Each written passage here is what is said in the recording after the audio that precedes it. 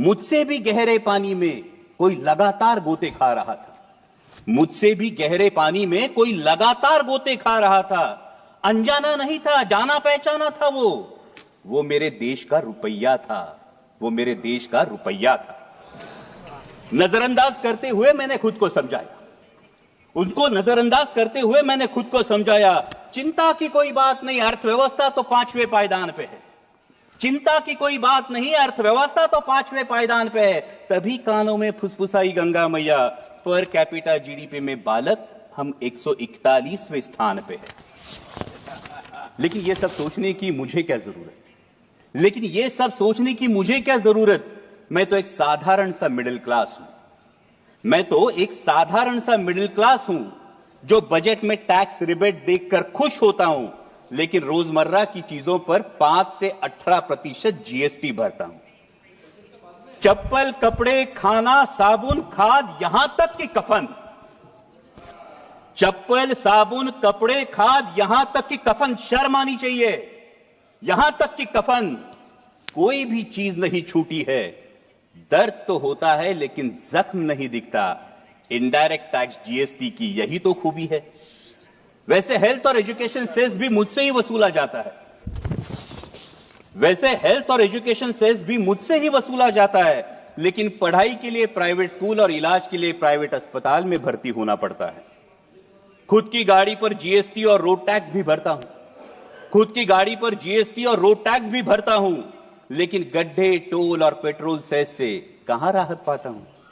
महंगाई तो बढ़ती है लगातार, तुलना में सैलरी नहीं बढ़ती। महंगाई तो बढ़ती है लगातार, तुलना में सैलरी नहीं बढ़ती, लेकिन कहां शिकायत कर पाता हूं। लोकल ट्रेनों में लटकता हूं, ट्रैफिक जाम में फंसता हूं, मानो प्रीमियम और ईएमआई चुकाने के लिए मैं जीता हूं। ईएमआई से याद आया, पिछली बार चुका नहीं पाया तो बैंक मेरे दरवाजे पर आया था। पिछली बार ईएमआई चुका नहीं पाया तो बैंक मेरे दरवाजे पर आया था। उसी बैंक से करोड़ों की ऋण माफी लेने वाला पूंजीपति कुछ दिन पहले ही शाही स्नान कर चुका था। गुस्सा तो आता है, पर कर भी क्या सकता हूं। ज्यादा से ज्यादा ताव में सोशल मीडिया पर लिख देता हूं, क्योंकि मैं हूं ही कौन, मेरा वजूद क्या।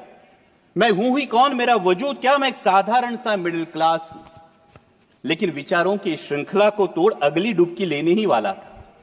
विचारों की श्रृंखला को तोड़ अगली डुबकी लेने ही वाला था।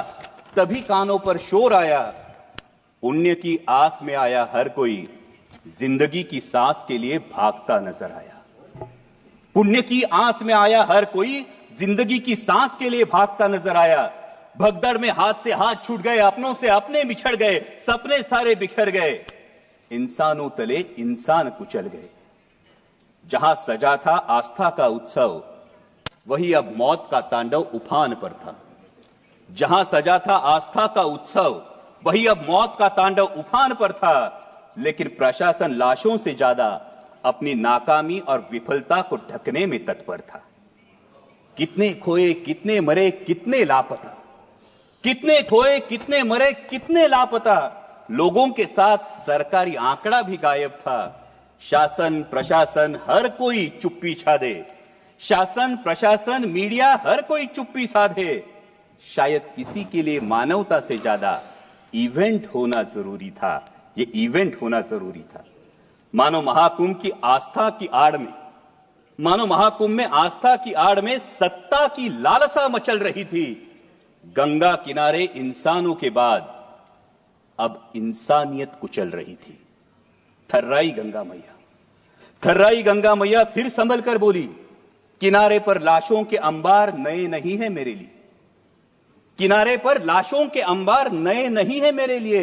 पाप तो धो दूंगी तुम्हारे, लेकिन यह वचन देना होगा कि इस सत्ता की लालसा में एक दिन लोकतंत्र भी लाश न बन जाए। ध्यान रखना होगा तुम्हें भारत के भविष्य के लिए, भारत के भविष्य के लिए। भावभीनी नजरों से मैंने आखिरी डुबकी लगाई। भावभीनी नजरों से मैंने आखिरी डुबकी लगाई। पापों का तो पता नहीं, अंधभक्ति की पट्टी जरूर खुल गई। पापों का तो पता नहीं, अंधभक्ति की पट्टी जरूर खुल गई। धन्य हो गंगा मैया, धन्य हो गंगा मैया, जिसने भावनाओं से बढ़कर जिम्मेदारी की जोत जलाई। एक मिडिल क्लास को उसके भारतीय होने के कर्तव्य की याद दिलाई, भारतीय होने के कर्तव्य की याद दिलाई। जय हिंद।